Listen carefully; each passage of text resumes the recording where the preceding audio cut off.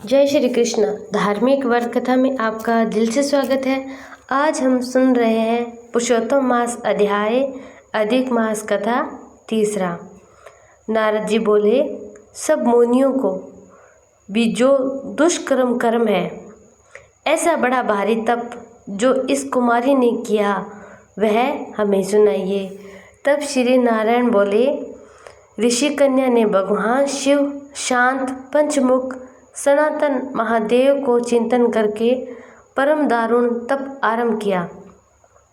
सर्पों का आभूषण पहने देव नंदी भृंगी आदि गणों से सेवित 24 तत्व 3 गुणों से युक्त 8 महासिद्धियों तथा प्रकृति पुरुष से युक्त अर्धचंद्र से सुशोभित मस्तक वाले जटाजूट से विराजित भगवान के उस बाला ने परम तप आरंभ कर लिया। फिर ग्रीष्म ऋतु के सूर्य होने पर पंच अग्नि के बीच में बैठकर हेमंत शिव ऋतु में ठंडे जल में बैठकर खुले हुए मुख वाली जल में खिले हुए कमल की तरह शोभित होने लगी। सिर के नीचे फैली हुई काली नीली अलकों से ढकी हुई वह कमल में ऐसी मालूम होने लगी जैसे कीचड़ की लता स्फेरों के समूह से घिरी हुई हो, और शीत के कारण नासिका से निकलती हुई शोभित धूम राशि इस तरह दिखाई देने लगी जैसे कमल से मकर नंद पाकर भ्रम पंक्ति जा रही हो। वर्षा काल में आसन से युक्त बिना छाए सोती थी वह सुंदर अंग वाली प्रातः सायं धूमपान करके रहती उस कन्या इस प्रकार से कठिन तप को सुनकर इंद्र भी बहुत चिंतित हो गए थे। सब देवताओं ने दुर्वासा और ऋषियों से स्नेह युक्त उस ऋषि कन्या के तप में लगे रहने पर नरप नंदन हे क्षत्रिय भूषण 9000 वर्ष बीत गए थे।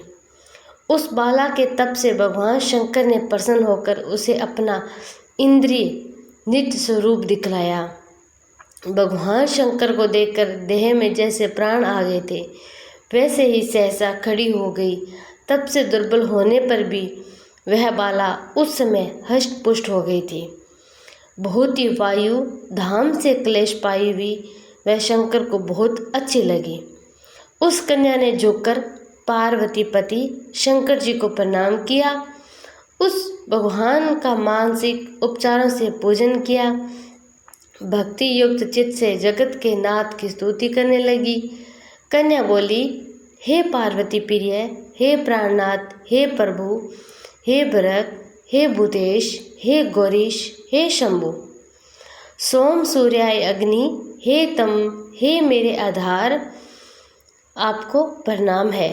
अनेक तापों से व्याप्त अंगों में पीड़ा जैसे ऐसा परम घोर संसार रूपी समुद्र में डूबा हुआ दुष्ट सर्पों तथा काल के क्षीण दांतों से डसा हुआ मनुष्य भी यदि आपकी शरण में आ जाए तो मुक्त हो जाता है।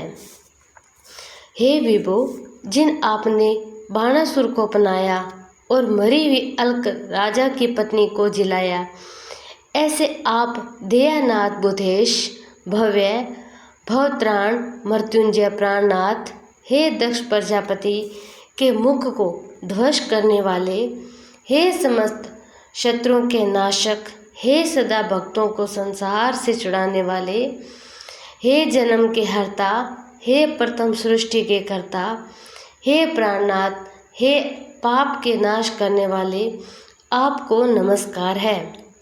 अपने सेवकों की रक्षा कीजिए। हे नरप, बड़ी भाग्यवती मेधावी तपस्विनी कन्या इस प्रकार मन से और वाणी से शंकर की स्तुति करके चुप हो गई थी। हे श्री कृष्ण बोले, कन्या द्वारा की हुई स्तुति सुनकर उसके किए हुए अगर तप से प्रसन्न हुए मुख कमल सदाशिव कन्या से बोले, हे तपस्विनी, तेरा कल्याण हो। तेरे मन में जो भी अभिष्ट हो वह वर मांगो। हे महाभाग, मैं प्रसन्न हूँ, तू खेद मत कर। ऐसा भगवान शंकर का वचन सुन वह कुमारी अत्यंत आनंद को प्राप्त हुई। हे राजन, प्रसन्न हुए सदाशिव से बोली, कन्या बोली, हे दीनानाथ, हे दयानाथ, यदि आप मेरे ऊपर प्रसन्न हो तो हे प्रभु मेरी कामना पूर्ण करने में देर न करें। हे महादेव, मुझको पति दीजिए, पति दीजिए, पति दीजिए। मैं पति चाहती हूँ और पति दीजिए। मैंने हृदय में और कुछ नहीं सोचा है। वह ऋषि कन्या इस प्रकार महादेव से कहकर चुप हो गई। तब यह सुनकर महादेव जी उससे बोले, शिव बोले, हे कन्या, तूने जैसा अपने मुख से कहा वैसा ही होगा, क्योंकि तूने 5 बार पति मांगा है। अतः हे सुंदरी, तेरे 5 पति होंगे।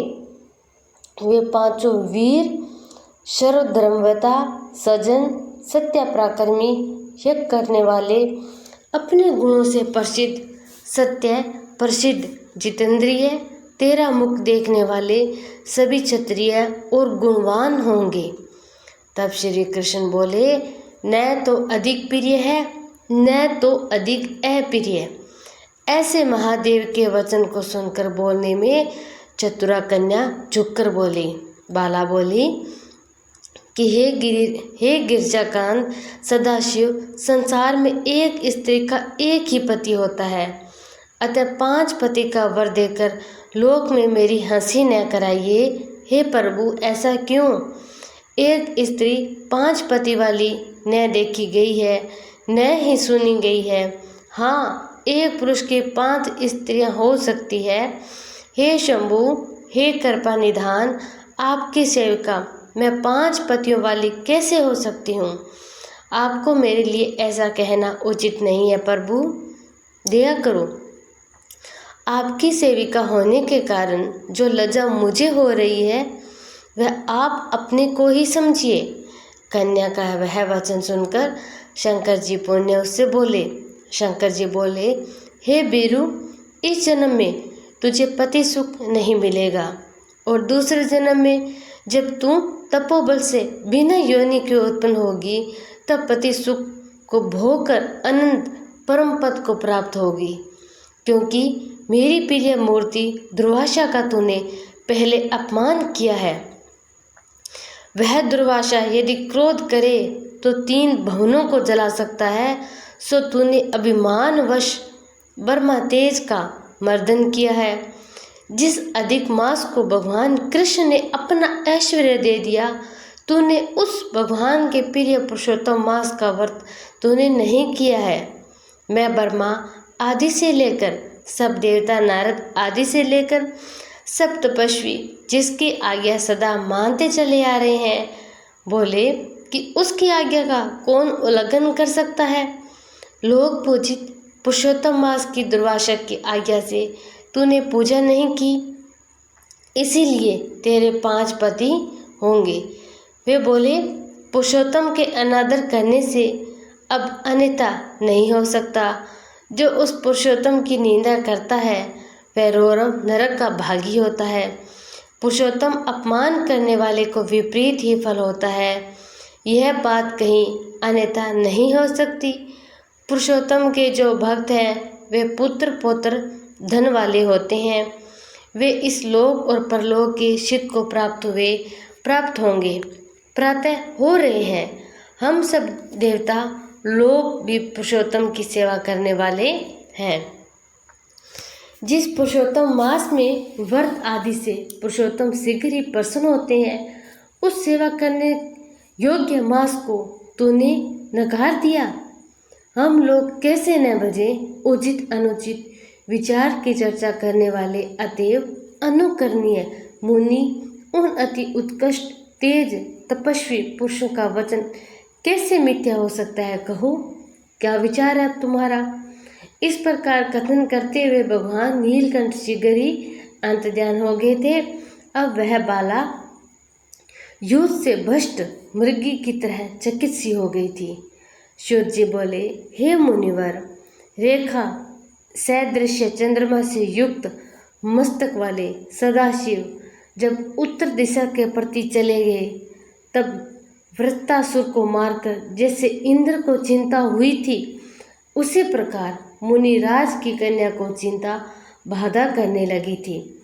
ये अध्याय यहीं समाप्त होता है। अगला अध्याय हम कल सुनेंगे। आपको ये अध्याय कैसा लगा कमेंट में जय श्री कृष्णा जरूर लिखना।